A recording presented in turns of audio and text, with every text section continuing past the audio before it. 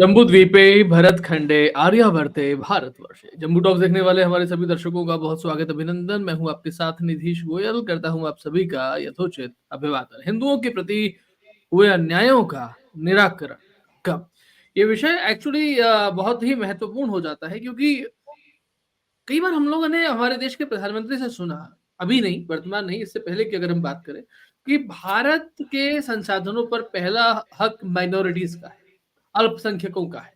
अल्पसंख्यकों में भी मैं किसकी बात कर रहा हूं, ये किसी से छिपा नहीं है, आप सब लोग इसको भली भांति समझते हैं। क्या ये विश्व इतिहास में, आज के इतिहास में, आज से पहले की बात अगर हम करें, तब किसी भी देश में बहुसंख्यक समुदाय के साथ में, मेजोरिटी के साथ में कभी ऐसा हुआ है? अगर नहीं हुआ है तो हिंदुओं के साथ में अन्याय है। केवल 10वीं, 12वीं, 15वीं, 16वीं, 18वीं, 19वीं, 1947 के पहले तक यहीं तक नहीं हुआ, जिसे हम 1947 के बाद से लेकर के आज तक देख रहे हैं, वहां भी अन्याय हो रहा है। तो इन अन्याय का निराकरण कब? अगर ये टॉपिक लिखा है क्वेश्चन मार्क के साथ में, तो इसका अर्थ होता है कि अन्याय हो रहा है, अन्याय होना खत्म नहीं हुआ है। ये अलग बात है कि भारत के प्रधानमंत्री नरेंद्र दामोदर दास मोदी में हमें स्वतः एक धर्म की छाप जो है वो दिखाई देती है, लेकिन हिंदुओं के प्रति अन्यायों का निराकरण तो नहीं हुआ है। अगर कोई कहता है कि हुआ है तो बड़ी उजली उजली आया नया उजाला 4 बूंदों वाला जैसी बात लगती है, साफ सुथरी, बड़ा अच्छी बात लगती है, लेकिन क्या एक्चुअल में ऐसा है? और नहीं है तो कब तक होगा, ये तो हर एक हिंदू मन जानना ही चाहता होगा, क्योंकि इस सच्चाई से वो भली भांति परिचित भी होगा। आप सभी से निवेदन है, ये बहुत महत्वपूर्ण विषय है, इस विषय को आत्मसात कीजिएगा, लोगों तक इसे पहुंचाइएगा, इसे याद रखिएगा, इसे समझने का प्रयास कीजिएगा।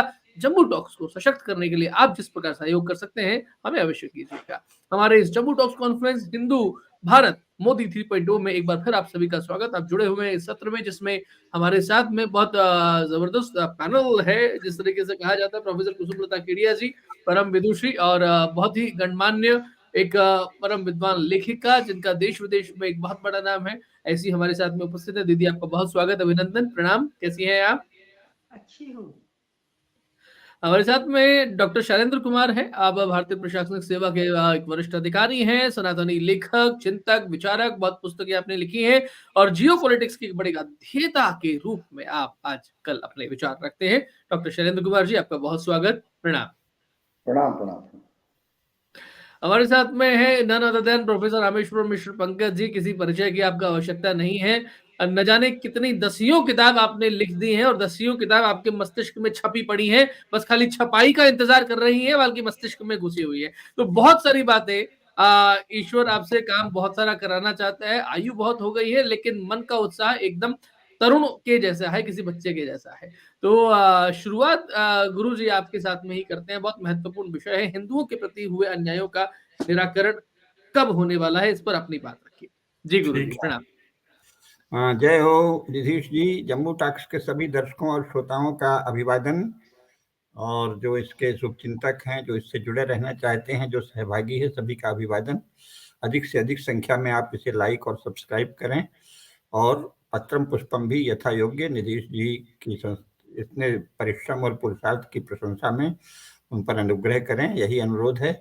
मित्रों, आज का जो विषय है उसमें जो निधीश जी ने प्रस्तावना की वो वस्तुतः आधी सही है, आधी त्रुटिपूर्ण है। 1947 के पहले हिंदुओं के साथ राजनीतिक अन्याय कभी नहीं हुआ। मुसलमान बने हुए हिंदुओं ने नीचता की, अधर्म किया, पाप किया, तो वो क्या है, हिंदुओं से युद्ध हुआ। धर्मनिष्ठ हिंदुओं ने उनको दंडित किया। ईसाइयों ने 1 नवंबर 1858 को पहले ही विक्टोरिया ने घोषणा की कि समस्त प्रजा हमारे लिए हमारी समान प्रजा है, हम यहाँ इंग्लैंड की तरह का कैथोलिक क्रिश्चियनिटी नहीं लाएंगे, जो भी मत, विश्वास और धर्म और रिलीजन और मजहब हैं सबको समान रूप से संरक्षण देंगे। तो इस एक प्रकार से उनका समझौता था, सहमति थी, इंग्लैंड की तरह का शासन भारत में नहीं लाया जाएगा, बल्कि भारत में सभी को समान अधिकार दिया जाएगा। तो ये तो अन्याय की घोषणा ही नहीं थी, केवल छल तिकड़म था। छल ये था, अंग्रेज केवल छल के बल पर यहाँ छाए कि कहना कि हम आपका भला चाहते हैं, हम आपको सुराज देना चाहते हैं, हम तो आपका भला करना चाहते हैं। अगर हम हमारा विरोध कर रहे हैं तो हमारा विरोध तो उन्होंने कभी कहा ही नहीं, उन्होंने सदा इसको भारत द्रोह कहा। ब्रिटिश शासन के विरुद्ध जिसने जो भी प्रयास किया उसको उन्होंने भारत द्रोही बताया। अब ये बहुत बड़ा छल था, क्योंकि उनमें ये हिम्मत नहीं थी कहने की कि तुम ब्रिटिश शासन से द्रोह कर रहे हो, क्योंकि ब्रिटिश शासन से द्रोह कर रहे हो ये सुनते ही हिंदू और सभी राष्ट्रभक्त भारतीय उछल पड़ते कि वाह वाह, ये तो बहुत अच्छे काम है, करने चाहिए। तो उन लफंगों की, फिरंगियों की जो यहाँ आए दुष्ट दस्यु दल, उनकी ये हिम्मत नहीं थी ये कहने की कि तुम ब्रिटिश शासन से द्रोह कर रहे हो। वो कहने लगे नहीं नहीं साहब, आप भारत से द्रोह कर रहे हो, भारत वो है जो हम बता रहे हैं। तो अंग्रेजों ने भारत के साथ अन्याय नहीं किया, छल किया, प्रपंच किया, ठगी की, झूठ बोला। लेकिन 15 अगस्त 1947 के बाद ट्रांसफर ऑफ पावर के जरिए जो निकृष्टतम लोग शासन में आए, उन्होंने छल, ठगी, दुराव, पाखंड, झूठ तो बोला ही, खुलेआम अन्याय शुरू कर दिया। और ये अन्याय संविधान में बिल्कुल नहीं है, इसलिए इस अन्याय को आप संविधान कद की दुहाई नहीं दे सकते। जो लोग अज्ञानी लोग संविधान की निंदा करते हैं, संविधान कोई बहुत हिंदू संविधान नहीं है, लेकिन उसमें कोई ऐसा अनिवार्य तर्क निहित नहीं है कि आप अन्याय करो ही। हमारा संविधान बहुत लचीला है और उसके 20 प्रकार से उपयोग हो सकते हैं।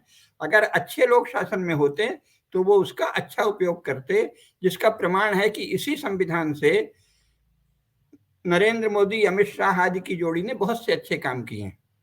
इसका अर्थ है कि इस लचीले संविधान में गुंजाइश है कि आप चाहें तो इससे अच्छे काम भी कर लें। इसलिए ये संविधान जो है ये बाधा नहीं है। और संविधान वैसे भी संसार में कहीं भी संविधान से शासन नहीं चलता, शासन चलाने के लिए संविधान बनाया जाता है। ऐसा नहीं है कि संविधान पहले से है और हम शासन उसके लिए करने को विवश हैं, संसार में कहीं ऐसा नहीं है। भारत में कुछ बदमाशों ने ये भ्रम फैलाया कि क्या करें, संविधान है तो हम शासन करेंगे। नहीं, संसार में कहीं भी संविधान से शासन नहीं चलता, शासन के लिए संविधान होता है। और भारत में भी शासन चलाने के लिए संविधान बनाया गया है। संविधान नेताओं ने बनाया है, कोई देवदूत नहीं आया, कोई ईश्वर नहीं आया, कोई 7वें आसमान से नहीं आया, कोई पहले दूसरे तीसरे आसमान से नहीं आया। यहीं के बैठे हुए साधारण मनुष्यों ने राजनीतिक लालसा से भरकर राजनीतिक निर्देश पर एक दस्तावेज बनाया जिसका नाम संविधान है। तो संविधान को दोष देना अपने परिचितों को के दोष और अपराध को छिपाना है।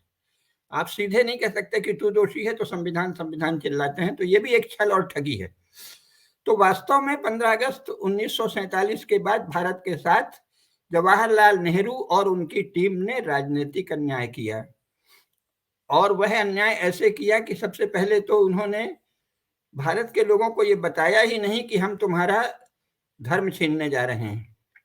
भारत के लोगों को ये बताया ही नहीं कि तुम्हारी जो स्वाभाविक इकाइयां हैं, जो अनादिकाल से चली आ रही हैं, जिनका धर्मशास्त्रों में प्रतिपादन है कि जैसे कुल, तो कुल के झगड़े कुल की पंचायत में होगा, फिर ग्राम के झगड़ों का निपटारा ग्राम पंचायत में होगा, खाप पंचायतें होंगी जो खाप के झगड़ों का निपटारा करेंगी, श्रेणियों की पंचायतें, व्यापारियों की पंचायतें, श्रेणी संघ गुल्म आदि थे, उनकी पंचायतें जो कि राजाओं तक को ऋण देती थी, इतने धनी धनी थे। दर्जनों अभिलेख मिले हैं कि तेलियों के संघ ने फलाने राजा को इतना अधिक धन दिया, और गुर्जरों के संघ ने दिया, तो व्यापारियों के फलाने संघ ने दिया, तो सेठियों ने दिया, इतने नाइयों ने दिया। यानी श्रेणियों के तरह तरह के संघों ने, शिल्पियों के संघों ने राजाओं को ऋण दिए, इतने समृद्ध थे, तो उनकी न्याय व्यवस्था भी वो स्वयं निपटाते थे। इस प्रकार कुल, ग्राम, खाप, श्रेणी, शिष्ट परिषद, विद्वत परिषद आदि की पंचायतें थीं। तो हम इसको नष्ट कर रहे हैं, इनको इलीगल बता रहे हैं। और जो भारत की प्रथाओं और परंपराओं से अपरिचित कुछ नमूने से, कार्टून से लोग गिटपिट अंग्रेजी में कुछ पढ़ते हैं, जिसको ना वो ठीक से समझते, ना जिन पर वो न्याय करने जा रहे हैं वो ठीक से समझता, ऐसी एक किताबें दे देंगे फालतू सी, और उसके आधार पे तुम चाहे जो न्याय करो, हम इस तरह तुमको ठगने जा रहे हैं, न्याय के नाम पर तुम्हारे स्वाभाविक राजनीतिक और सामाजिक इकाइयों को नष्ट करने जा रहे हैं और तुम्हारी इकाइयों के विधिक अधिकार छीनने जा रहे हैं, ये जवाहरलाल नेहरू ने एक दिन घोषणा नहीं की और अचानक ग्राम पंचायतों, पंच परमेश्वर की परंपरा, खाप पंचायतों, श्रेणियों की पंचायतों, व्यापारियों की पंचायतों के अधिकार समाप्त कर दिए और उनका अधिकार जुडिशियरी नामक एक अजीब से शाखा को दे दिया, जिसको कोई नहीं जानता कि इसकी योग्यता क्या है। जिसे जज कहते हैं और जिसे वकील कहते हैं, उनका भारतीय समाज से क्या संबंध है, कोई नहीं जानता। वो कुछ अजीब से गिटपिट धारा 370, धारा 516, कुछ भी उटपटांग बातें जो भारतीय मानस के लिए अपरिचित हैं, उसमें जाने के आपस में बतियाते हैं, जाने के अभियोग लगाते हैं और एक अपरिचित जांच व्यवस्था जिसे पुलिस कहते हैं और एक अपरिचित अभियोजन की व्यवस्था और फिर अपरिचित न्यायिक प्रक्रिया की व्यवस्था लाद दी। तो ये सबसे बड़ा अन्याय है जो न्याय के नाम पर, जुडिशियरी के नाम पे लादा गया और उसको न्याय कह दिया, क्योंकि जुडिशियरी का अर्थ न्याय नहीं होता, विधि पालिका यानी सरकारों के पक्ष में निर्णय देने के लिए जुडिशियरी है। पहला अन्याय। दूसरा अन्याय, आपने हिंदुओं के धार्मिक अधिकार कब से ग्रहण कर लिए? भाई तुम कौन होते हो? मंदिर कैसे चलेगा, इसका शासन को क्या अधिकार है? तो हिंदुओं के मंदिर के लिए अपने चार चाटुकारों से या बदमाशों से या दलालों से अंग्रेजों की तरह शिकायत करवा दी कि मंदिर ठीक से काम नहीं कर रहा, अव्यवस्था है। अरे अव्यवस्था है तो वो उसकी अव्यवस्था है ना जिसका वो मंदिर है। तुम्हारे पिताजी ने मंदिर बनवाया है क्या? किस शासक के पिताजी ने मंदिर बनवाया है? वर्तमान शासकों के किसी भी पिताजी, माताजी, चाचा जी, भाई जी, ताऊ जी ने मंदिर नहीं बनवाया। तुम कौन होते हो मंदिर की कुव्यवस्था के नाम पर उसका अधिग्रहण करके उसकी संपत्ति पर नियंत्रण करने वाले? और मंदिरों को इनकम टैक्स और प्रॉपर्टी टैक्स के लिए तो साधन माना, लेकिन मंदिरों को पूजा अर्चना, प्रार्थना, अध्यात्म का केंद्र ऑफिशियली नहीं माना। बस उसे मंदिर मंदिर, टेम्पल टेम्पल, तो टेम्पल कहने लगे। अब ये टेम्पल क्या है? ईसाइयों का चर्च का एक हिस्सा होता है जहां क्रिश्चियनिटी का पापपूर्ण प्रशिक्षण होता है, उसे टेम्पल कहते हैं। तो मंदिरों को टेम्पल वर्शिप एक्ट। टेम्पल क्या होता है? भारत का कोई मंदिर टेम्पल नहीं है। टेम्पल का अर्थ होता है चर्च का एक हिस्सा। तो हिंदुओं के लिए अपरिचित शब्द, हिंदुओं के लिए अपरिचित प्रत्यय, अपरिचित शब्द जोड़ दिए, मंदिरों का अधिग्रहण कर लिया। गौरक्षा जो सर्वसम्मत हिंदुओं का अधिकार है, उसको कह दिया कि नहीं, हम कोई साइंटिफिक ढंग से गायों की हत्या कर रहे हैं और गोमांस की बिक्री शुरू कर दी जो महापाप है। तो हिंदुओं के साथ धार्मिक अन्याय, आध्यात्मिक अन्याय, राजनीतिक अन्याय हुआ और करेले पर नीम चढ़ा। जो एक प्रावधान था कि मुसलमानों, ईसाइयों आदि को भी कम से कम उनकी इबादत के तरीके और तहजीब के तरीके सीखने की छूट रहेगी, उसको बता दिया, उनको धार्मिक शक्ति दे दी। मतलब ऐसी शक्ति दे दी कि हम सरकारी खजाने से पैसा देंगे तो तुम ये पढ़ाओ कि केवल हमारा मजहब सच्चा है, यहाँ से कुफ्र को खत्म कर देना है। और उनको पैसा देने लगे ईसाइयों को कि तुम ये पढ़ाओ कि हमारा रिलीजन सच्चा है और ये जो हिंदुओं के देवी देवता हैं, राम, कृष्ण, शिव, दुर्गा, सरस्वती, लक्ष्मी, हनुमान जी, ये सब फॉल्स गॉड्स हैं, शैतान हैं, इविल हैं। ऐसी पापपूर्ण से, यानी नागरिकों के बीच ऐसा खुला भेदभाव, हिंदू नागरिक होना जैसे कोई अपराध है और उसको चारों तरफ से घेर कर, दबोच कर नष्ट कर डालने का पाप जवाहरलाल नेहरू की टीम ने शुरू किया और उसको शब्दजाल से दलालों के द्वारा, मीडिया के अपने दलालों के द्वारा, तरह तरह की संस्थाओं, ट्रस्ट, सोसाइटी आदि बनवा कर मीडिया और शिक्षा संस्थानों में गलत लोगों का कब्जा कराकर केवल उपकृत लोगों को नौकरी देने की परंपरा चलाकर ऐसा जाल बिछा दिया कि सब लोग उसके चक्कर में आ गए। कोई विरोध ही नहीं कर रहा। अरे इतना खुला पाप! अंग्रेजों की हिम्मत नहीं थी इतने पाप की, मुसलमानों की कोई हैसियत नहीं थी ऐसा कर सकने की। एक छोटे इलाके में अचानक अत्याचार करते थे। जो काम कभी कोई मुसलमान नहीं करने की हिम्मत जुटा सका, जो काम फिरंगी लोग कभी हिम्मत नहीं कर सके, वो कांग्रेस सरकार ने छल, ठगी और नीचता के साथ अन्याय करते हुए किया और वो भाजपा शासन में भी अन्याय जारी है। तो ये अन्याय हम आशा ये करते हैं कि मोदी जी जो काफी पूजा पाठ करते दिखते हैं, काठमांडू से लेकर काशी विश्वनाथ से लेकर महाकाल उज्जैन से लेकर दक्षिण भारत के मंदिरों तक, वो हिंदुओं के साथ इस राजनीतिक अन्याय, धार्मिक अन्याय, आध्यात्मिक अन्याय और शैक्षणिक अन्याय को दूर करेंगे। लेकिन ये अन्यायों का निराकरण कब होगा, कब तक न्याय की प्रतिष्ठा होगी, ये एक विचार के योग्य विषय है। क्या तीसरी बार विजयी होकर वो ऐसा करेंगे? ये आप सब लोगों को विचार यहाँ करना चाहिए। नमस्कार। जी, आपने जो कहा है ये बहुत लोगों के मन की व्यथा भी है कि आज भी इतना सब कुछ होने के बाद, बिकॉज़ कई बार मैं डॉक्टर शैलेंद्र कुमार जी के पास में जाऊँगा कि कई बार ऐसा देखने में आता है कि भई आपको पास में आपके बहुमत जो है, बहुमत की बात होती थी तो बहुमत आपके पास में आ गया 2014 में, फिर 2019 में और बड़ा बहुमत आपके पास में आ गया। आप विश्व के सबसे बड़े लोकतांत्रिक देश के राष्ट्र प्रमुख हैं। आप विश्व के सबसे एक बड़े लीडर के तौर पे जैसे जाना पहचाना जा रहा है, विश्व में एक नाम आ रहा है, आप ऑस्ट्रेलिया जा रहे हैं, अमेरिका जा रहे हैं, यूके जा रहे हैं, फ्रांस जा रहे हैं, जहां कहीं जा रहे हैं आपकी ही तूती जो है वो बोल रही है। लेकिन उसके उपरांत भी अगर प्रोफेसर रामेश्वर मिश्र पंकज जी जैसे इतने बड़े विद्वान के मन में भी ये व्यथा है, तो सामान्य व्यक्ति के मन में कैसी व्यथा होगी जिसे वो व्यक्त नहीं कर पा रहा है। डॉक्टर शैलेंद्र कुमार जी, आप इस बारे में क्या कहते हैं? हाँ, नमस्कार निधीश जी और आपके सारे श्रोताओं, दर्शकों सबको मेरा सादर प्रणाम। पंकज जी ने बहुत अच्छी बातें कही हैं और कई बिंदुओं को उन्होंने समेट लिया है अपनी वार्ता में, और मेरे लिए बड़ा सहज हो गया है अपनी बात रखना। तो पंकज जी ने जहाँ अपनी बात खत्म की थी वहीं से मैं आरंभ करता हूँ कि देखिए, 19वीं शताब्दी के उत्तरार्ध में, यानी कि 1857 का जो हमारा जो भी है स्वतंत्रता संग्राम है, वो सब समाप्त हो चुका है और 1858 में ब्रिटिश जो सरकार है उसका शासन भारत के आधे क्षेत्र पर आरंभ होता है। तो उसके कम से कम 10-15-17 वर्ष बीतने के बाद ये टेम्पल एंडाउमेंट एक्ट बनता है। टेम्पल एंडाउमेंट एक्ट में 2-3 मोटी बातें हम लोगों को जाननी चाहिए। पहली बात यह है कि उत्तर भारत के तो जो विशाल मंदिर रहे होंगे या मंदिर परिसर कह लीजिए, क्योंकि हमारे यहाँ मंदिर क्षेत्र होते थे, क्योंकि वहाँ बहुत सारी क्रियाविधियाँ होती थी, केवल पूजा पाठ और आध्यात्मिक केंद्र नहीं होते थे वो। तो उत्तर भारत में तो मंदिर तोड़े गए, तो उत्तर भारत के मंदिरों को आप कहिए कि एक हिसाब से नष्ट कर दिया मुसलमानों ने। दक्षिण भारत के मंदिर अपेक्षाकृत बचे रहे। तो दक्षिण भारत के मंदिरों पर अधिकार कर लिया अंग्रेज सरकार ने और पहले दिन से ही चढ़ावा अपनी जेब में रखना शुरू कर दिया। मुसलमानों को मंदिर तोड़ने के दो उद्देश्य हो सकते हैं कि एक तो वो मानते हैं कि ये सब कुफ्र है और जिसको कहते हैं मुशरिक हैं ये लोग, और मुशरिक उनके यहाँ बनना जो है वो बहुत बड़ा कुफ्र है कुरान के हिसाब से। दूसरा कि उसमें जो सोना चांदी आदि रत्न होते थे उनको लूटते भी थे। इस लूट को अंग्रेजों ने वैधानिक जामा पहना दिया।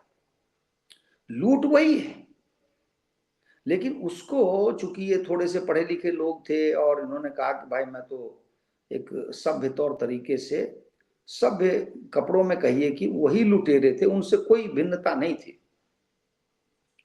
मुसलमान से, बल्कि उससे भी गए गुजरे थे। मुसलमान ने मान लीजिए तोड़ दिया तो तोड़ दिया, अब तो वहां सोना चांदी लेने नहीं आ रहे हैं, लेकिन ये तो दिन प्रतिदिन लेने आ रहे थे चढ़ावा। उद्देश्य इनका दूसरा एक और था कि मंदिर यदि इनके कब्जे में आ जाए, क्योंकि मेरे पास 1835-36 की एक पुस्तक है जिसको 2 ईसाई मिशनरियों ने लिखा है, मतलब एकदम आरंभ का समय है, और वो भटकते भटकते दोनों मिशनरी उड़ीसा के जगन्नाथपुरी मंदिर में प्रवेश करते हैं, जब देखते हैं वहां पहुंचते हैं, और वहां जो जगन्नाथ यात्रा निकलती है उसको देखकर वो विस्मित हो जाते हैं और वो लिखते हैं अपनी पुस्तक में, उनको लगता है कि सारे भारत का जो धार्मिक केंद्र है वो जगन्नाथपुरी ही है और जगन्नाथ मंदिर ही है। तो उनका उसमें लिखा उन्होंने कि यदि जगन्नाथपुरी नष्ट हो जाए, इस मंदिर को हम नष्ट कर दें या यह सिद्ध कर दें कि यहाँ देवता निवास नहीं करते हैं, तो सारा भारत जो है उसका हिंदू धर्म समाप्त हो जाएगा, सभी ईसाई बन जाएंगे। बाद में क्या हुआ वो हमारे लिए इतना महत्वपूर्ण नहीं है, लेकिन उनकी इच्छा, उनकी आकांक्षा, उनकी योजना मैं आपके सामने रख रहा हूं। तो इस प्रकार से 1873 संभवतः ये वर्ष है टेम्पल एंडाउमेंट एक्ट का, तब से लेकर के 15 अगस्त 1947 तक अंग्रेज सरकारों ने सारा चढ़ावा अपनी जेब में रखा, जैसे इच्छा हुई वैसा उसका दुरुपयोग किया, उपयोग किया। लेकिन आश्चर्य की बात यह है कि जिस दिन भारत स्वतंत्र होता है तो उसके सामने ऐसी कोई व्यवस्था नहीं है। उसी क्षण सारे मंदिरों को सरकारी नियंत्रण से मुक्त कर देना चाहिए था। अब आप देखिए, उस समय नहीं किया तो भारत का संविधान बन गया, तब करते, क्योंकि संविधान में आपने सबको बराबर माना है। सबको बराबर माना है तो आप चर्च पे क्यों नहीं कब्जा करते, मस्जिद पे क्यों नहीं कब्जा करते? एक भी मस्जिद पर सरकार ने आज तक कब्जा नहीं किया, एक भी चर्च पर कब्जा नहीं किया। अब यहाँ देखने वाली बात यह है कि चर्च में चढ़ावा चढ़ता नहीं है, मंदिर में मस्जिद में चढ़ावा चढ़ता नहीं है, वहां पैसे ही नहीं है, इसलिए उनको कोई लाभ नहीं था। लेकिन हिंदुओं के लिए दोहरी पिटाई थी कि एक आपका धार्मिक जो आस्था है वो कमजोर हो, दूसरा यह है कि आपका पैसा कहीं और चला जाएगा। अब स्थिति यह हो गई कि मान लीजिए मंदिर डिपार्टमेंट है दक्षिण भारत में, चाहे वो केरल हो, तमिलनाडु हो, कर्नाटक हो, आंध्र प्रदेश हो या तेलंगाना हो, और उत्तर भारत में राजस्थान जैसी जगह। हाल में आप जानते हैं कि उत्तराखंड में केदारनाथ, बद्रीनाथ के लिए भी सरकार ने प्रयास किया था, जिसका संयोगवश माहौल बदल चुका है, वातावरण बदल चुका है। उसका भयंकर विरोध हुआ और सरकार को अपनी योजना वापस लेनी पड़ी। अब मुझे यह भी नहीं समझ में आता है कि सरकार अपना लोभ संवरण क्यों नहीं कर सकती। ये बद्रीनाथ केदारनाथ सरकार क्यों लेना चाहती थी? तो अब कल्पना कीजिए कि आपके राजस्थान में तो विभाग है, उस विभाग का मंत्री कोई मुसलमान भी हो सकता है, कोई ईसाई भी हो सकता है, उस विभाग का सचिव कोई भी हो सकता है। वो आपके मंदिर का पैसा देखेगा। होता क्या है, उस मंदिर के पैसों को इकट्ठा किया जाता है, टूटी ही हुई मस्जिदों की मरम्मत की जाती है, उन पैसों से टूटे हुए चर्च की मरम्मत की जाती है। तात्पर्य यह है कि जो हिंदुओं का पैसा है वो प्रकारांतर से इस मजहब और इस रिलीजन के जो उनके चर्च और मस्जिद है उनके रख रखाव में लगाए जाते हैं। आप समझिए कि एक प्रकार का जजिया नहीं है क्या, प्रकारांतर से हम ही पैसा दे रहे हैं। कितना दुखद है। और पंकज जी ने बहुत सही बात कही थी कि आप हिंदू धर्म के मंदिरों को कुव्यवस्था के नाम पे रख रहे हैं, तो आप छोड़ दीजिए ना भाई। आपने सेकुलर देश बनाया, कानून बना लिया, संविधान बना दिया, आपको क्या मतलब है वो मंदिर ढह रहा हो, खंडहर बन रहा हो, आपको क्या चिंता करनी है उसकी? यदि हिंदू सक्षम समाज नहीं है तो ढह जाएंगे। लेकिन मेरे लिए व्यक्तिगत रूप से एक ग्लानि का विषय है कि क्या सरकार हमें यह सिद्ध करना चाहती है कि हम स्थायी रूप से अक्षम समाज हैं? तो मंदिर को बनाया किसने था? सक्षम समाज ने बनाया था, उसको हजारों वर्षों से चलाया है, कि आज नहीं चला सकता? और आज चला भी रहा। अब तो दुबई देखिए, अमेरिका देखिए, अमेरिका में सबसे बड़ा मंदिर बन गया, दुबई में बन गया, अबू धाबी में बन गया। वहां कौन सी सरकार, हमारी सरकार चला रही है मंदिर को। दिल्ली में विशाल अक्षरधाम बन गया, कौन चला रहा है उसको?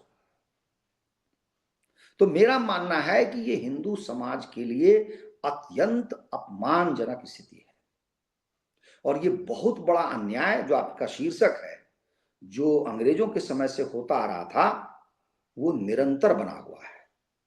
ये क्षोभ का विषय है, ये दुख का विषय है। इसको तो अति तत्काल इसका निराकरण होना चाहिए। मुझे नहीं लगता कि इसमें कोई समय लगेगा। क्यों? क्योंकि इससे किसी मुसलमान को कोई तकलीफ नहीं है, कष्ट नहीं है, किसी ईसाई को कोई कष्ट नहीं है। हिंदू समाज का विषय है। हिंदू अपने मंदिर वापस लेना चाहते हैं। मुझे नहीं लगता कि इससे अधिक निर्दोष कोई कानून बन सकता है। कोई ऐसा समाज का हिस्सा भाग मैं कल्पना नहीं कर सकता जिसको इससे कोई कष्ट होगा, कोई विद्रोह करेगा, नहीं करेगा। दूसरा विषय मैं लेता हूं विशेषाधिकार, जो पंकज जी ने थोड़ा सा छुआ। अब आप कल्पना कीजिए कि संविधान बनाते समय आपने क्या सोचा था कि हिंदू धर्म समाप्त हो जाए, हिंदू धर्म को धरती पर आना नहीं चाहिए, क्योंकि कहीं भी संविधान में यह प्रावधान नहीं है कि हिंदू समाज अपनी परंपराओं से कैसे जुड़ा रहेगा।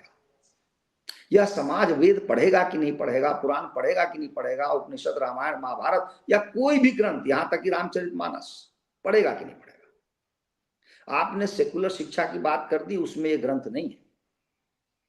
और हिंदू समाज को पूरी तरह से काट दिया कि उसके पास यह अधिकार ही ना हो कि यह ग्रंथ वो पढ़ सके, औपचारिक रूप से, सांस्थानिक रूप से। लेकिन आपने ये सारे अधिकार, जिसको विशेषाधिकार बना दिया, विशेषाधिकार करके आपने परोस दिया अल्पसंख्यकों को, जिनमें मुसलमान है और ईसाई। इन विशेषाधिकारों के कारण, जैसे पंकज जी ने कहा, उनके मजहब और रिलीजन में तो जो कुछ भी है वो हिंदू विरोधी और राष्ट्र विरोधी है। क्योंकि उनकी परिकल्पना यह है कि उनका एक का रिलीजन सच्चा है, दूसरे का जो इस्लाम है उसको सारे संसार में फैलाना उसका कर्तव्य है। तो आप इस बात को बढ़ाने के लिए न केवल उसको अधिकार दे रहे हैं, बल्कि उसको सरकारी पैसा भी दे रहे हैं। अब प्रश्न उठता है, पैसा किसका है? जब हिंदू समाज से सर्वाधिक कर लिया जाता है तो इसका अर्थ है कि उस कर का पैसा भी उधर जा रहा है। प्रकारांतर से हम कह सकते हैं कि हम ही मदरसा चला रहे हैं और हम ही चर्च के बनाए स्कूल को चला रहे हैं। एग्जैक्टली। चर्च के बनाए स्कूलों में मेरे पास आंकड़ा है कि पूरे देश में 3-3.5 करोड़ ईसाइयों की जनसंख्या है, जबकि 3.5 करोड़ से अधिक बच्चे उनके विद्यालयों में पढ़ रहे हैं। इसका मोटा हिसाब यह है कि 70 से 80% औसत रूप से हर विद्यालय में जो छात्र पढ़ रहे हैं वो हिंदू हैं। तो ये हिंदू अहिंदू बनने के लिए ईसाइयों के विद्यालयों में पढ़ रहे हैं और उनको पढ़ाया जा रहा है। इसीलिए ईसाइयों में रोजगार की कोई समस्या नहीं है। भारत सरकार के बाद दूसरे स्थान पर, या सरकार के बाद, राज्य सरकार को भी मैं शामिल कर रहा हूं, सरकार के बाद सबसे बड़ा जो शिक्षा तंत्र है वो चर्च के पास है भारत। तो लाखों की संख्या में इनके पास शिक्षक हैं या अन्य जो लोग स्कूल में या कॉलेज में काम करते हैं। और जब से हमारा ये कानून थोड़ा सा सरल हुआ है, तब से उन्होंने कॉलेज भी खोल लिए हैं, यूनिवर्सिटीज भी खोल ली हैं। तो ईसाइयों के पास ये शक्ति आ गई है कि उनका एक भी व्यक्ति, यदि आप कल्पना कीजिए हिसाब करके, तो वो बेरोजगार नहीं रह सकता, वो किसी पर आश्रित नहीं है। उन्होंने स्वयं ऐसी संस्था बना ली है जिसमें स्वरोजगार की सबकी व्यवस्था है। अब आप बताइए, हिंदू होना हमारे संविधान के हिसाब से एक नुकसानदेह चीज है। यदि आप हिंदू हैं तो अपेक्षाकृत डिसएडवांटेज आपकी पोजीशन है। मैं 2 उदाहरण से आपको बताता हूं। पहला उदाहरण है रामकृष्ण मिशन का। रामकृष्ण मिशन भी विद्यालय चलाता है, लेकिन जब रामकृष्ण मिशन, चूंकि वो हिंदू समाज का हिस्सा माना जाता है वैधानिक रूप से, तो उसको हर विद्यालय खोलने में अपार कष्ट का अनुभव होता है। और जो पंकज जी ने कहा उस पर टैक्स आदि भी लागू होते हैं, उनसे ये पूछा जाता है कि तुम्हारा पाठ्यक्रम क्या होगा, नहीं होगा। ये रामकृष्ण मिशन हर विद्यालय के खोलने में इतना कष्ट का अनुभव कर रहा था, इतना कष्ट का अनुभव कर रहा था कि यह ऊब करके सर्वोच्च न्यायालय के पास चला गया कि हमें आप हिंदू धर्म से, हिंदू समाज से बाहर कर दीजिए, हम हिंदू नहीं हैं। ये उनकी प्रार्थना थी सर्वोच्च न्यायालय को। ये सीधा दिखाता है कि हिंदू होना हमारे देश में नुकसान का सौदा है। दूसरा उदाहरण बता रहा हूं, लिंगायत, जो भी हाल की बात है, 2016 की जी बात है। जी। कर्नाटक में लिंगायत समाज भी पढ़ा लिखा समाज है और ये विद्यालय चलाता है। कर्नाटक में, कर्नाटक के बाहर भी कुछ हजारों की संख्या में इनके साथ 35,000 की 40,000, इतने बहुत बड़ी संख्या में इनके पास विद्यालय है। और ये टक्कर देते हैं ईसाइयों के विद्यालयों को, मदरसों को, इनको ऐसे। लेकिन इनको भी इतना कष्ट का अनुभव होता है कि ये भी चले गए सर्वोच्च न्यायालय। इन्होंने कहा हम हिंदू समाज का हिस्सा नहीं है, हमें आप निकाल दीजिए। तीसरा उदाहरण है सिख समाज। यदि ये विशेषाधिकार की बात नहीं होती तो मैं आपको बता रहा हूं, सिख और हिंदू के बीच में कोई अंतर नहीं है। और इनके लिए संविधान में लिखा भी हुआ है कि व्यापक स्तर पे एक स्थान पर कि ये हिंदू धर्म का हिस्सा है। लेकिन इनको विशेषाधिकार मिल रहे हैं, ये क्यों जुड़े हमारे साथ? तो कहने का तात्पर्य यह है कि आपने संविधान के प्रावधान ऐसे बना दिए हैं जिनमें हिंदू को कुछ मिलता हुआ दिखता नहीं है। यही कारण है कि हमारे यहाँ मतांतरण होता रहता है, क्योंकि सब उसको समझाते हैं कि तुम हिंदू धर्म को छोड़ दोगे तो ये सब सुविधाएं तुमको मिल जाएंगी। ठीक बात। अगली बात मैं करना चाहता हूं, 1991 से 1996 के बीच जो भयंकर अन्याय हुए हैं हिंदू समाज के प्रति, पहला है कि वक्फ जो एक्ट है उसको ऐसा अमेंड किया गया, इस तरह का परिवर्तन उसमें किया गया कि व्यापक रूप से अधिकतर जो उससे प्रभावित हैं, उत्पीड़ित हैं, वो हिंदू समाज ही। आपका घर हो, आपकी खलिहान हो, आपका खेत हो, कहीं भी कोई मुसलमान आपको ये दावा ठोक सकता है कि यहाँ हमारे परदादा ने कभी नमाज पढ़ी थी या कभी उन्होंने कुछ किया था, इसलिए ये जमीन तो वक्फ की है। अच्छा, इसमें सारा दोष आपका है। आपको जाना पड़ेगा सेमी जुडिशियल या क्वाजी जुडिशियल जो उनकी बॉडी होती है उसके पास, क्योंकि जो सिविल कोर्ट बने हुए सामान्य न्यायालय हैं वो उनके अधिकार में नहीं आते। अब आप जाइए बेमतलब के निष्प्रयोजन आप सिद्ध करते रहिए कि नहीं ये तो हमारी जमीन है। ये अन्यायपूर्ण व्यवस्था क्यों बनाई गई? और वक्फ बोर्ड के पास आज कहा जाता है कि रेलवे के बाद दूसरे स्थान पर सर्वाधिक भूमि है। इससे सर्वाधिक पीड़ित जो समाज है वो हिंदू समाज है, क्योंकि हिंदुओं की जमीन ही है जो लूट करके, पाट करके, अलग अलग तरह से, छल से, प्रपंच से उनको हथियाया गया है। इसी के साथ एक और घटना घटती है 1991 और 96 के बीच में, जिसका नाम है अल्पसंख्यक मंत्रालय। मैंने कुछ साल, 1-2 वर्ष पहले गणना की थी, इसका जो सालाना बजट है वो लगभग मेरे ख्याल में आपको 6,000-7,000 करोड़ चला गया होगा, उससे भी अधिक हो सकता है। आप मुझे बताइए, जब हमारे देश के सारे नागरिक बराबर हैं और तरह तरह की योजनाएं चलती हैं, परियोजनाएं चलती हैं, शिक्षा के क्षेत्र में, स्वास्थ्य के क्षेत्र में, सब कुछ, अतिरिक्त रूप से एक अल्पसंख्यक समाज के लिए मंत्रालय का गठन क्यों किया गया? उसमें चाहे 8,000 10,000 करोड़ जो रुपये सालाना खर्च होते हैं, वो रुपया हिंदू समाज का है। यह रुपया क्यों जाता है? और जो सचमुच बहुत छोटे अल्पसंख्यक हैं, जिनको पारसी समाज कहा जाता है, पारसी समाज तो उस आयोग को देखता भी नहीं, मंत्रालय को। वो स्वयं बहुत संपन्न समाज है, उसको आप क्या दे देंगे? तो मुख्यतः यह मुसलमानों के लिए है, उसके यहां पैसा जाता है। आपका मन इससे भी नहीं भरा तो आपने अल्पसंख्यक आयोग भी बना दिया, इस संवैधानिक आयोग। इसमें 5-6 सदस्य होते हैं, इनका जो अध्यक्ष होता है वो मंत्री का दर्जा पाता है, इनको लाखों रुपए मिलते हैं, एक बड़ी सी व्यवस्था बनी हुई है। ये क्यों है? किसके लिए है? पैसा हमारा है, हिंदू समाज का पैसा है। और दुर्भाग्य देखिए हमारे देश का कि वक्फ बोर्ड हो या चर्च हो, इस देश में रिकॉर्डेड है सर्वाधिक भ्रष्टाचार, कदाचार इन्हीं दोनों में जी। मंदिरों में कदाचार, भ्रष्टाचार का को सिद्ध किसी ने नहीं किया, लेकिन वक्फ बोर्ड में यदि आप जानेंगे तो सिर्फ और सिर्फ भ्रष्टाचार, चर्च में सिर्फ और सिर्फ कदाचार। मैं स्वयं जानता हूं, मैंने गणना की है कि दक्षिण भारत से लेकर ऊपर उत्तर भारत तक कितने आर्च बिशप अभी जेल चले गए क्योंकि उन्होंने गलत तरीके से अपनी चर्च की भूमि बेची है। इस तरह का कदाचार हमारे यहां नहीं होता। फिर भी संविधान के हिसाब से हमें कुछ लाभ नहीं मिलता है। अब यहाँ अंतिम बात मैं ये कहना चाहता हूं कि all India Muslim personal law, अब देखिए पंकज जी ने बड़ी अच्छी बात कही थी, 47 से पहले हमारे साथ सचमुच इस तरह के अन्याय नहीं होते थे। ये जो all India Muslim personal law है, इसको भारत के नेताओं ने बनाया है।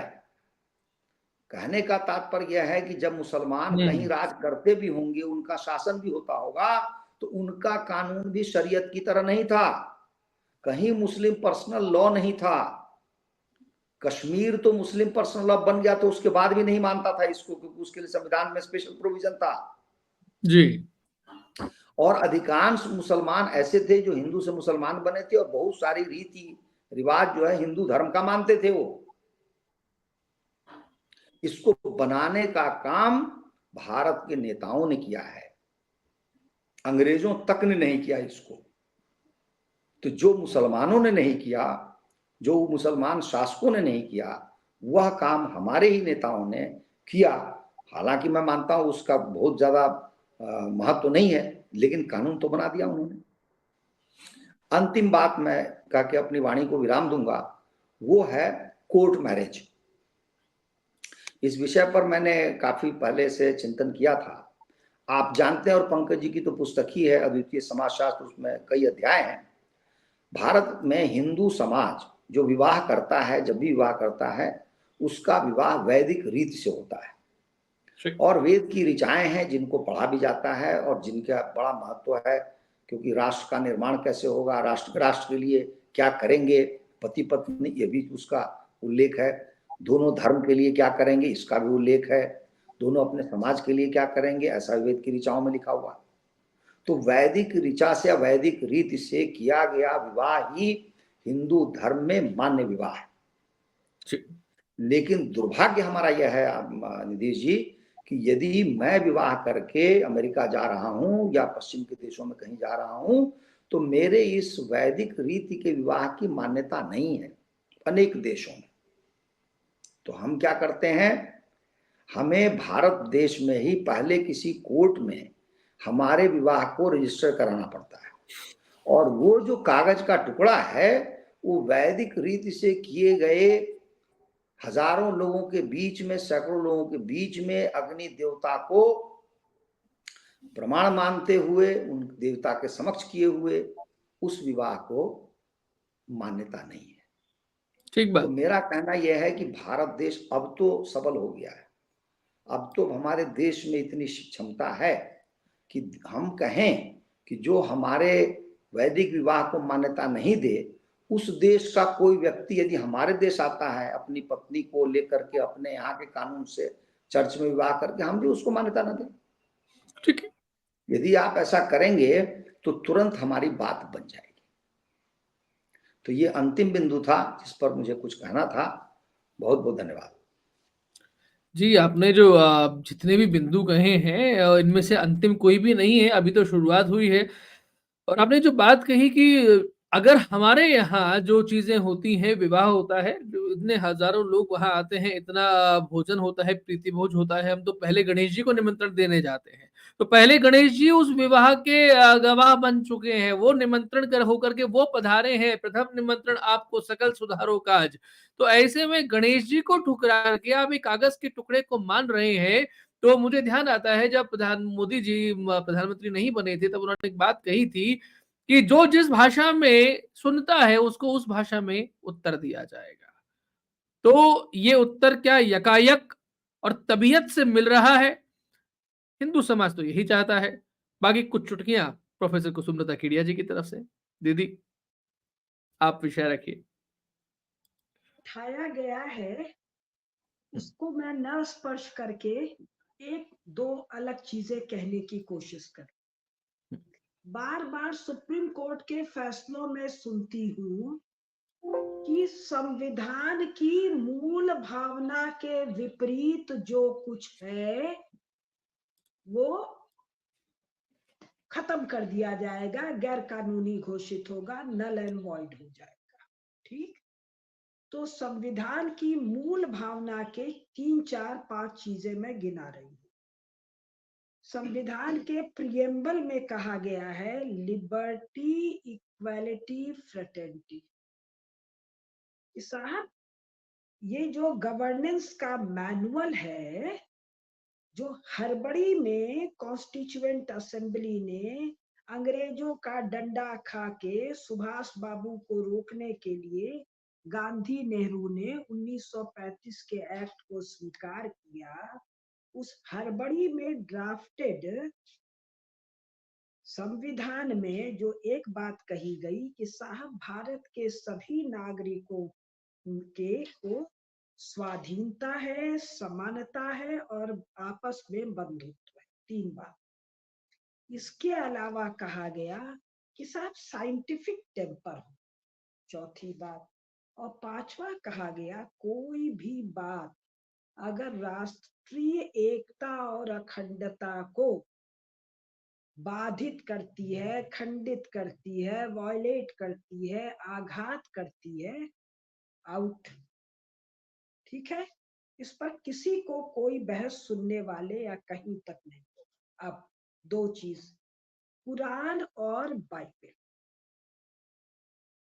इसी संविधान के किसी कोने में जो प्रावधान है उसके अनुसार भारत सरकार की चुनी हुई सरकारें, और चुनने का नियम है जिसको ज्यादा लोग वोट देंगे, जिसको ज्यादा लोग मानेंगे वो सरकार चुनी जाएगी। खैर, तो इन्होंने कुरान को और बाइबिल को देश के बच्चों को पढ़ाने के लिए शासकीय कोष से धन लगातार दे रहे हैं।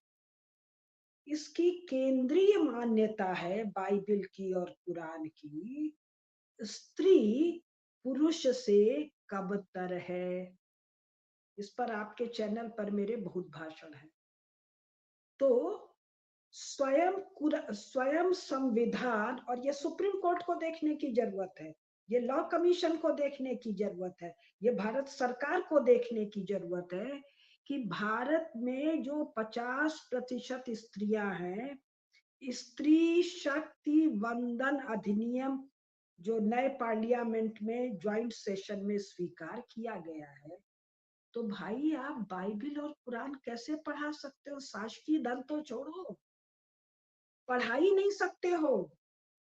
बाइबिल के अनुसार चुड़ैल है, शैतान की एजेंट है, इसके लिए उसको बाइबिल के अनुसार उसको पुरुष के अंगूठे के नीचे रखना पड़ेगा। मेरे अनेकानेक भाषण हैं।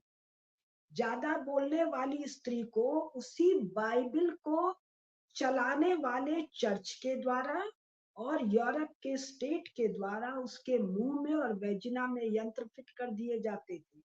उसको मनुष्य माना नहीं गया है, और जो बाइबिल में है वही कुरान में है। इस पर भी मेरे यहाँ, आपके यहाँ मेरे 3-4 भाषण हैं। तो आपका ये जो वंदन अधिनियम है, इसका क्या हुआ भाई? कुरान और बाइबिल कहता है स्त्री शासन नहीं कर सकती है, और स्त्री वंदन अधिनियम क्या कह रहा है? 33% स्त्रियां, औरतें और विमेन ये पार्लियामेंट में जाएंगी। पार्लियामेंट में जाकर क्या करेंगी? लेजिस्लेचर में जाकर क्या करेंगी? कानून बनाएंगी। कानून किसके लिए बनाएंगी? स्त्री और पुरुष दोनों के शासन के लिए बनाएंगी। और यही पार्लियामेंट जिस संविधान का चरण छू रही है, वो कह रहा है कुरान और बाइबिल पढ़ाया जाएगा, जिसमें स्त्री शासन करने का इच्छा भी करे तो दंडनीय अपराध है। कुरान और बाइबिल दोनों के अनुसार उसको अपना, बाइबिल के अनुसार केवल पैर का अंगूठा दिखा सकती है, और कुरान के अनुसार प्राइवेट पार्ट और ब्रेस्ट को ढकना है, स्टेज खुला रह सकता है, लेकिन पुरुष के अंगूठे के नीचे है। तो कुरान और बाइबिल को शासकीय धन या अशासकीय धन या किसी भी प्रकार से पढ़ाए जाने का अर्थ है नए कानून को उठाकर फेंक देना। वो खुलेआम कहता है बाइबिल और कुरान गैर मोमिन और गैर बिलीवर की स्त्री का बलात्कार होगा। बलात्कार करने से you get heaven and you get जन्नत, जहां वो हूर फूर का मामला है। तो अब इक्वालिटी का क्या हुआ भाई? बंधुत्व फ्रेटर्निटी का क्या हुआ भाई? फ्रेटर्निटी पर मैं अभी आ रही हूं। नॉन बिलीवर और नॉन मोमिन की संपत्ति को ले लेना भारत सरकार के पैसे से पढ़ाया जा रहा है। बाइबिल और कुरान को पढ़ाने का मतलब क्या है? जिहाद करना कि किया जाए। भारत सरकार, सब उसमें प्रांत सरकारें मिल रही हैं, जिहाद उचित है ये शासकीय धन से पढ़वा रही हैं, यानी संविधान की मूल भावना का उल्लंघन करा रही हैं। जीने का अधिकार नहीं है, आइदर यू कन्वर्ट और गेट किल्ड इन मोस्ट बारबैरिक वे। तो इक्वालिटी, लिबर्टी, फ्रेटर्निटी, बंधुत्व से तो कोई लेना देना नहीं। इस पर मुकदमा दाखिल हुआ था और उसकी लंबी चौड़ी कहानी थी, मिश्र जी उसको अच्छी तरह बताएंगे। अब ये जो एक और कहते हैं कि साहब राष्ट्रीय एकता और अखंडता खंडित नहीं होनी चाहिए, तो ये पाकिस्तान और बांग्लादेश का मामला क्या था भाई 1947 में? किस ग्राउंड पर एकता और अखंडता खंडित हुई है? मजहबी ग्राउंड पर, कुरान के ग्राउंड पर, जिसको नेफा कहते थे, नॉर्थ ईस्ट फ्रंटियर एरिया, जो अब आसाम सहित 7 बहने हैं, नॉर्थ ईस्ट के 7 स्टेट हैं, इसको जवाहरलाल नेहरू ने बंद कर दिया भारतीयों के लिए। और क्या किया? फोर्सिबली सनातन धर्मावलंबियों को ईसाई बनाया, एकता और अखंडता बाधित। तो कुरान और बाइबिल पढ़ाना संविधान की मूल भावना कौन कौन? Liberty, equality, fraternity, scientific temper, राष्ट्रीय एकता, अखंडता का बाधक है। और इसका शिकार कौन है? हिंदू समाज। तो अभी बताया गया, शैलेंद्र भैया ने भी बताया, मिश्र जी ने भी बताया कि साहब कुव्यवस्था है मंदिर में तो हम चलाएंगे।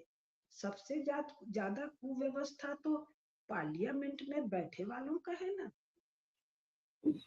राजीव गांधी का जो सेल्फ एडमिशन है, जिसको मोदी जी दोहराते हैं कि साहब 100 रुपया भेजता हूँ, 85 पैसा करप्शन में जाता है, 15 पैसा पहुंचता है।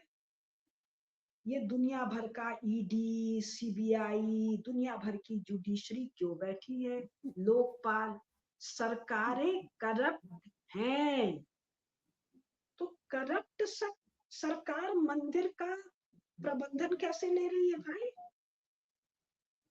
अगर भारत के लोग भारत की सरकार चला रहे हैं, तो भारत के लोग ही भारत का मंदिर, मस्जिद और चर्च तीनों चलाएंगे भाई। जब भारत के हिंदू लोग चर्च चलाएंगे तो वहां बच्चों के साथ यौनाचार नहीं होगा, तब वहां बकरी भेड़ के साथ घृणित यौन कर्म नहीं होगा, तब किशोरों के साथ, किशोर पुरुष मतलब जो पुरुष है, जो छोटा बच्चा है, जो 15-16 साल का किशोर है, उसके साथ घृणित यौन कर्म ना होगा। तो केवल मंदिर नहीं, मंदिर, मस्जिद, चर्च तीनों कौन चलाएगा? केवल और केवल हिंदू। और ये बनाया किसने कॉन्स्टिट्यूशन? 1935 के एक्ट का एडॉप्शन था।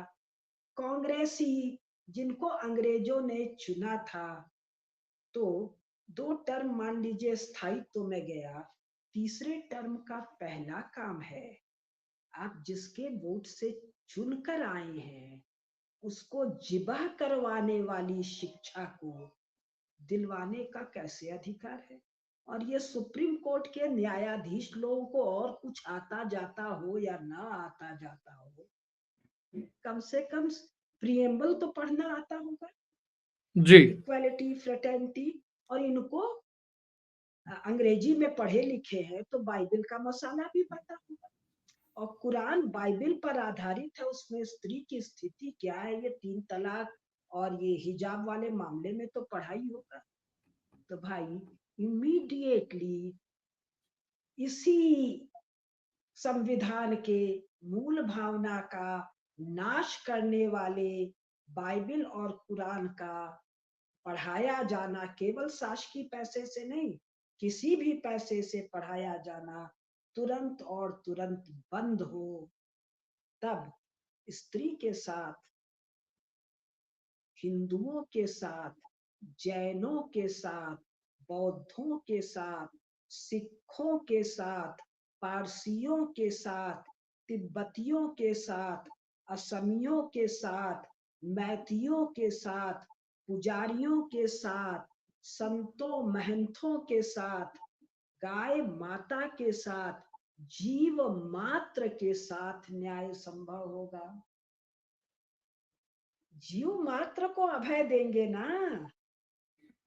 जी अशोक कालीन नक्शा बना है ना नए पार्लियामेंट में, और जीव काटा जाएगा खाने के लिए। पिंक रेवोल्यूशन होगा। संविधान का लगातार उल्लंघन हिंदुओं के नाश के लिए सरकारी तंत्र में हो रहा है, जो 2024 में तत्काल बंद होना चाहिए इसी संविधान के अधीन। ये मेरा कहना। बहुत बड़ी बात आपने कही है। जो भी चीजें आपने पिंक रिवॉल्यूशन की बात की, और मोदी जी का एक भाषण मुझे ध्यान आ गया जब उन्होंने पिंक रिवॉल्यूशन के बारे में बात की थी। आपने तुरंत इस शब्द पर कई बार फोकस किया है। गुरुजी, आपसे ये तुरंत शब्द, क्योंकि आप, मैं ये तो नहीं कहूंगा कि त्रिकालदर्शी है, लेकिन ये कहूंगा कि आप दूरदर्शी अवश्य हैं, और आप देख लेते हैं कि इतिहास में क्या हुआ है, वर्तमान में क्या चल रहा है, तो संभावना भविष्य के लिए क्या बनती है। आपने मोदी जी का केवल 10 साल का शासन नहीं देखा, इससे पहले उनका जो टेन्योर रहा है एज अ चीफ मिनिस्टर, तो क्योंकि राजनीति पर आपकी बहुत पहली निगाह है, ये हम लोग बहुत अच्छे तरीके से जानते हैं कि सिंहासन खाली करो कि जनता आती है। ये जब क्रांति चली थी, उस क्रांति में भी आपका कितना बड़ा योगदान था। तो जो तुरंत शब्द का उपयोग दीदी ने कई बार किया, कितना तुरंत आपको लगता है कि ये सब चीजें, हिंदुओं की समस्याएं जितनी भी हैं, उनका निराकरण होने मिले तुरंत, इसका कितना आप समय लेते हैं गुरुजी? और जैसा आपने कहा, राजनीतिक अनुभव जो मुझे है, और वैसे भी अगर किसी को अनुभव नहीं हो तो भी एक सरल बुद्धि से सब जानते हैं कि राजनेता वो करता है जिस पर मॉडर्न पॉलिटिक्स में रामचंद्र जी के समय क्या होता था, विक्रमादित्य के समय क्या होता था, पुष्यमित्र शुंग के समय, राजेंद्र चोल के समय, उसकी बात नहीं कर रहे हैं। महाराज हर्ष के समय क्या होता था उसकी बात भी नहीं कर रहे हैं। महाराणा प्रताप शिवाजी के समय की भी बात नहीं कर रहे हैं। मॉडर्न पॉलिटिक्स वो करती है जो दबाव पड़ता है। तो अगर हिंदुओं में जागृति आई और प्रचंड हिंदू दबाव पड़ा, तो क्योंकि ये इतना सरल काम है, स्वाभाविक काम है, तो तत्काल हो जाएगा। लेकिन इसके लिए जो अपने को हिंदू संगठन कहते हैं, उनको थोड़ी लाज शर्म आनी चाहिए, उनको झूठ बोलना बंद कर देना चाहिए, उनको निकृष्ट किस्म की चाटुकारिता बंद कर देना चाहिए कि हिंदू शासन आ गया है। केवल ये कहना चाहिए कि भाई आप अन्याय दूर करो, हम आपसे ये अपेक्षा करते हैं कि आप अन्याय को दूर कर दोगे, आप एक अच्छे शासक हो, एक भारत के अच्छे राजा हो। के लिए जी तो उनको चक्रवर्ती सम्राट के गुणों से विभूषित बताती हैं, तो हो सकता है कि वो हो, तो उनसे गुहार करनी चाहिए कि न्याय करो महाराज। अन्याय तो केवल हिंदुओं के साथ हुआ है, सैकड़ों तरह के कुछ अन्यायों की आज बात हुई। मैं आपको 2-3 और अन्याय की चर्चा करूंगा और कैसे वो न्याय हो सकता है ये बता रहे हैं।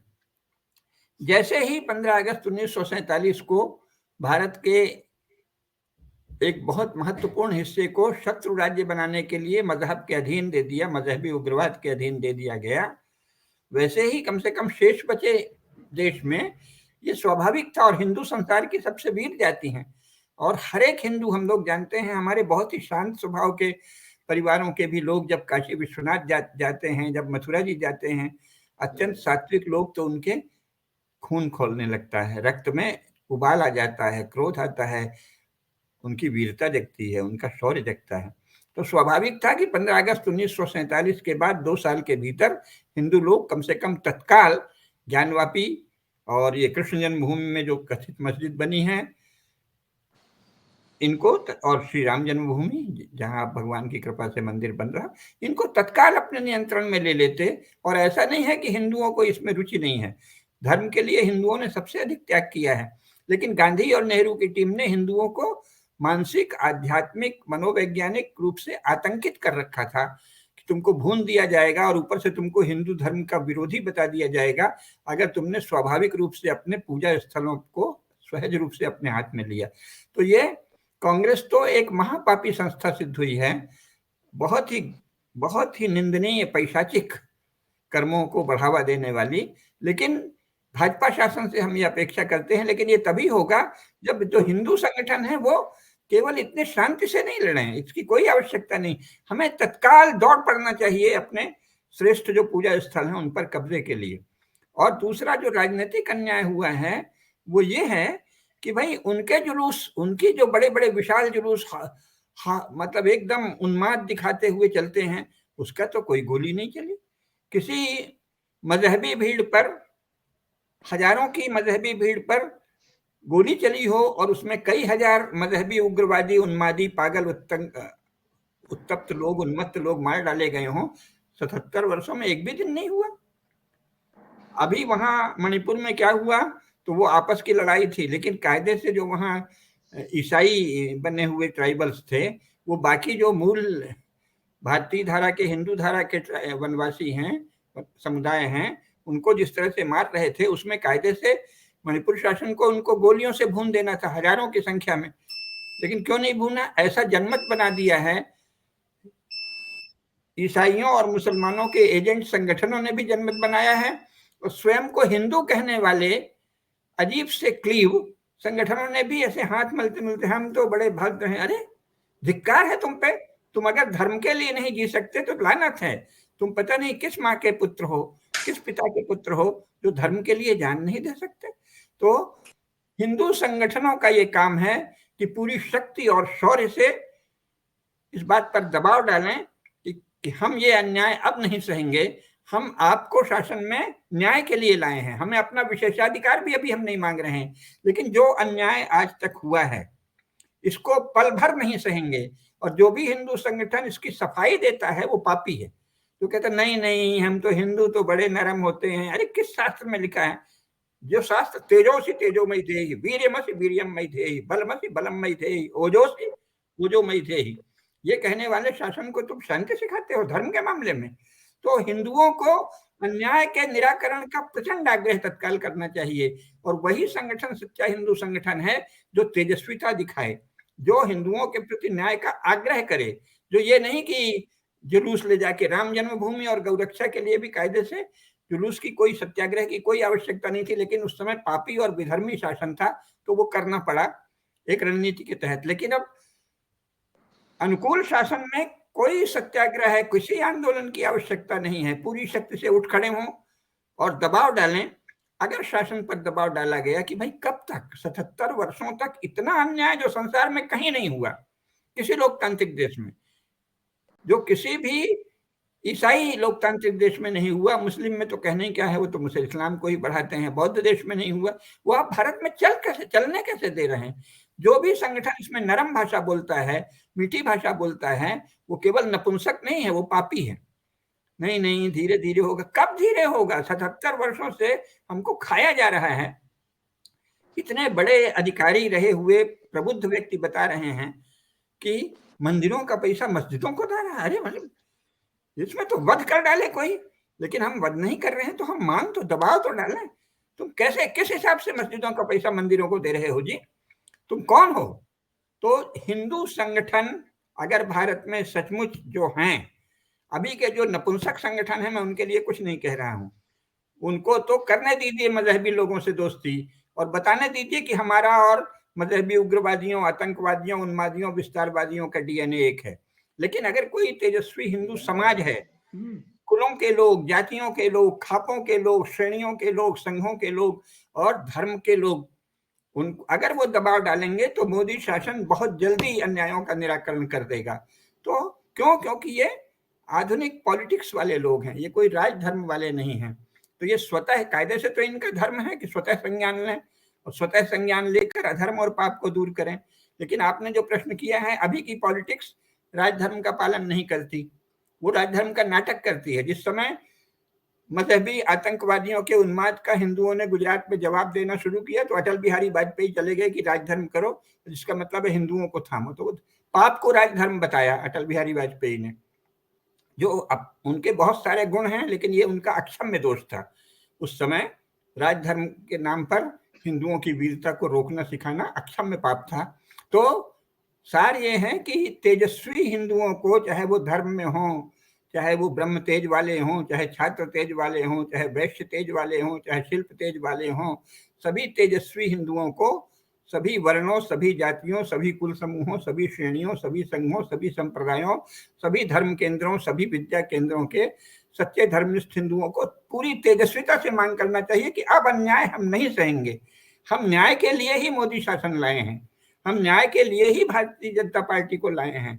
हमने न्याय की अपेक्षा से अपने सांस्कृतिक प्रतीक कमल के चुनाव चिन्ह पर मोहर लगाई है। अब हमारा अन्याय सहन नहीं है। जितनी तेजस्विता हम दिखाएंगे, मोदी जी में वो सामर्थ्य है, उनमें अद्भुत सामर्थ्य है कि वो तत्काल ही ये कर देंगे, और उनमें सब सामर्थ्य है, क्योंकि पहले ही वो कह चुके हैं सबका साथ सबका विकास। सब उन्होंने ये कभी नहीं कहा कि हिंदुओं का साथ नहीं लेंगे और हिंदुओं का विकास नहीं करेंगे। उन्होंने एक भी दिन नहीं कहा कि हम हिंदू धर्म का नाश करेंगे। तो जो वो कहते हैं वो करते हैं। तो मोदी जी पर कहा जाए कि आपने जो कहा है वो करते रहे हैं और करिए, हिंदू धर्म की भी रक्षा करिए, हिंदू धर्म के साथ न्याय करिए। अगर हम ये करेंगे तो ये तुरंत हो जाएगा। चलिए, मैं गुरुजी, आपने जो बात कही है बहुत महत्वपूर्ण बात है। हालांकि हर बात ही महत्वपूर्ण होती है। लोग कहेंगे कि भाई आप तो हर बात को इनकी महत्वपूर्ण बताते हैं, तो हम क्या करेंगे। उनकी कही किसी बात को काटना हमारे लिए संभव नहीं होता है, और होना भी नहीं चाहिए। जो उनका पूरा का पूरा ज्ञान है, तो हर बात ही महत्वपूर्ण है। अब इसमें एक बात शैलेंद्र जी, क्योंकि एक आप जब गुरुजी बोल रहे थे तो मुझे ध्यान आया, एक पंक्तियां थी, क्योंकि 22 जनवरी को कुर्मा द्वादशी के दिन भगवान रामलला जो है वो गर्भगृह में प्रवेश पाएंगे। अब ये तो शिवसेना, वो तो बजरंग दल है, दुर्गा वाहिनी में शक्ति प्रबल है, प्रण विश्व हिंदू परिषद का अटल है, लक्ष्य का करतु ज्ञान, अयोध्या करती है आह्वान। अब इसमें कुछ संगठनों के नाम आए हैं। मैंने गीत की पंक्तियां पढ़ी हैं, मैंने संगठनों के नाम अपनी तरफ से नहीं लिए हैं। लेकिन यहां पर जो गुरुजी जब संगठनों की बात कर रहे थे कि ऐसे संगठन भी हैं, ऐसे संगठन भी हैं, ऐसे संगठन भी है, तो थोड़ी स्पष्टता इसमें दीजिए कि एक व्यक्ति जिसे पता है कि एक संगठन का, एक शक्ति का, जो कि जब गुरुजी ने वाजपेयी जी का बात की तो उसी समय बगल में जब मोदी जी बैठे थे तो उन्होंने भी यही बोला कि भाई हम भी राजधर्म का पालन ही तो कर रहे हैं। तो ऐसे में सामान्य व्यक्ति जिसे पता है कि इस संगठन की शक्ति क्या है, भारतीय जनता पार्टी का मात्र संगठन की शक्ति क्या है। मैं आपको एक और बात ध्यान दिलाता हूं, कांग्रेस के एक बड़े प्रवक्ता थे, उनसे एक कार्यक्रम में भेंट हुई, तो उन्होंने कहा कि भाजपा के साथ तो हम निपट लेंगे, लेकिन भाजपा की जो मात्र शक्ति है उस जैसा संगठन हमारे पास में नहीं है, और यही हमारी सबसे बड़ी कमजोरी है। तो सामान्य हिंदू व्यक्ति क्या करेगा। गुरुजी, आप कुछ कहना चाह रहे हैं शायद। हाँ, मैं ये कहना चाह रहा हूँ कि वो कांग्रेस का नेता मूर्ख था या तो बदमाश था। शक्ति संघ की नहीं है, शक्ति हिंदू समाज की है, और उस मूर्ख को वो अपना मात्र शक्ति सबकी एक ही है, हिंदू समाज। अभी कल हम लोगों ने महामना मालवीय जी के बारे में बात की। मालवीय जी के आशीर्वाद से राष्ट्रीय स्वयंसेवक संघ आगे बढ़ा है। अगर मालवीय जी का आशीर्वाद नहीं होता तो हिंदू समाज ने आशीर्वाद दिया है। तो मात्र संस्था एक ही है, हिंदू समाज, न संघ मात्र संस्था, ये सब शिशु हैं। राष्ट्रीय स्वयंसेवक संघ हिंदू समाज का एक बच्चा है। कई कल्पों, कई खरबों, कई करोड़ों वर्षों का ये भारतवर्ष है। इसमें 100 वर्ष के संस्थान शिशु हैं, छोटे। जैसे हमारा छोटा सा बच्चा होता है 3 महीने का, राष्ट्रीय स्वयंसेवक संघ भारत राष्ट्र का 3 महीने का बच्चा है, दूधमुहा बच्चा। उससे अपेक्षा मत करिए। वो तो अभी जल्दी ही दुश्मन की शरण में जाने लगा, कई बार डीएनए देखने लगा। राष्ट्रीय स्वयंसेवक संघ से अपेक्षा बंद कर दीजिए, हिंदू समाज से अपेक्षा कीजिए, जागृत तेजस्वी हिंदू समाज, और वो ये करेगा। अब शैलेंद्र जी दीदी जी, शैलेंद्र जी बताएं। क्लोजिंग रिमार्क्स रहेंगे आपके जी। हाँ, नहीं, मेरे लिए कुछ विशेष नहीं है बोलने को। मैं तो अपनी बातें रख चुका हूँ, अपने बिंदुओं को रखा है। मैं सिर्फ इतना कहना चाह रहा हूँ अब कि जो जो बातें मैंने कही हैं उनमें से कुछ चीजें तो बहुत आसान है। जैसे ये टेम्पल एंडाउमेंट एक्ट है, इसको निरस्त करना जबकि मैं ध्यान से सोचता हूं तो इसका विरोध कौन करेगा? मान लीजिए किसी कानून को बनाने में कोई विरोध भी करता है, इसका विरोध कोई क्यों करेगा? भाई हिंदू समाज, हिंदू के मंदिर हैं और वो आप हिंदू समाज वापस ले रहा, कितनी सी बात है। तो इसलिए मैं समझता हूं कि इनमें से कुछ चीजें तो बहुत ही आसान है जो बिना समय गंवाए हो सकते हैं। कुछ प्रतीकात्मक चीजें भी हैं जो मैं आपके सामने रखना चाहता हूं अंत में। जैसे एक नगर है अहमदाबाद, अब उसका नाम, स्थापित नाम कर्णावती था, इसमें कितना कष्ट है उसको बदलने में।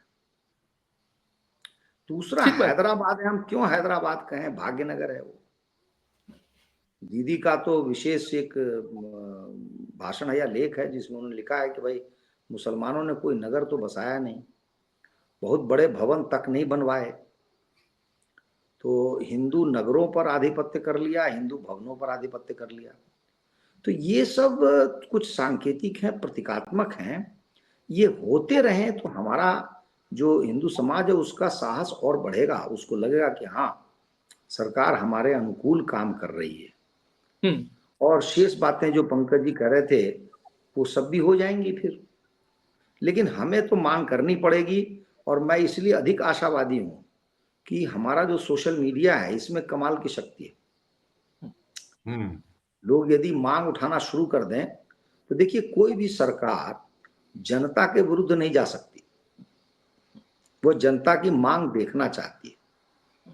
तो जैसे पंकज जी ने कहा, प्रबल तरीके से हम अपनी मांग रखेंगे, हिंदू समाज रखेगा तो सरकार अपने आप मानेगी। और मुझे लग रहा है इसमें बहुत समय नहीं लगेगा, क्योंकि इसमें से ऐसा कोई काम नहीं है जिसके लिए वर्षों प्रयास करना पड़े, कोई श्रम साध्य काम हो, नहीं है, ये बड़े छोटे छोटे काम है। लेकिन हिंदुओं के साथ हुए अन्यायों का निराकरण यह तो करना पड़ेगा, अन्यथा हिंदू कहां जाएंगे। 2029 के बाद इसी डिबेट जो अन्याय है सलट गए। जैसे राम जन्मभूमि बन गया, 370 गया, हिंदुओं के साथ अन्याय समाप्त हुआ। 29 के बाद भाजपा नए मुद्दे ढूंढे। चलिए दीदी ने क्लोजिंग में कह दिया है। एक शब्द केवल मुझे कहना है। जी जी जी। केडिया जी जो कह रही हैं, केडिया जी को दिव्य दृष्टि है और भविष्य कथन है, उनके मुंह में घी शक्कर, दूध शक्कर, जो भी कहिए, मिश्री। लेकिन जो संगठन की आप बात कर रहे हैं उनके लिए एक गाना है, मत खेल जल जाएगा कहती है आग मेरे मन की। जो वो मजहबी उग्रवादियों से भाईचारा ढूंढ रहे हैं, उसके लिए ये गाना भी उनको सुना देना चाहिए। मत खेल जल जाएगा कहती है आग मेरे मन की। और बाकी सब तो ठीक है। चलिए ये बढ़िया था आपने जो कहा, बाकी सब ठीक है। एक पत्रिका आया करती थी बच्चों की, बालहंस। उस बालहंस पत्रिका के पहले पेज पर पीछे की तरफ एक चित्रकथा होती थी, उसका टाइटल यही था, बाकी सब ठीक है।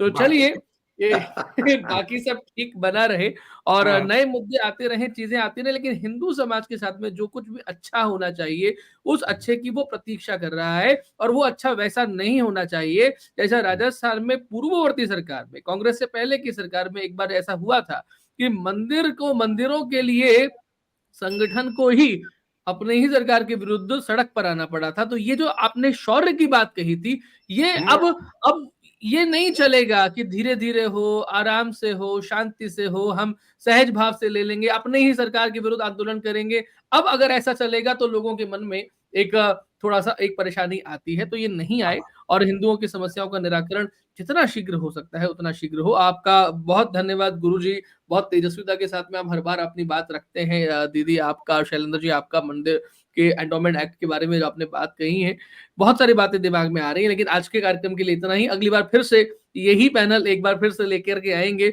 और उभरते जियोपॉलिटिक्स में हिंदू भारत, पूरी जियोपॉलिटिक्स की बात, पूरे संसार की बात इसी पैनल के साथ में हम लोग अगले कुछ ही दिनों में एक बार फिर से करेंगे। अभी के लिए इतना ही। प्रणाम।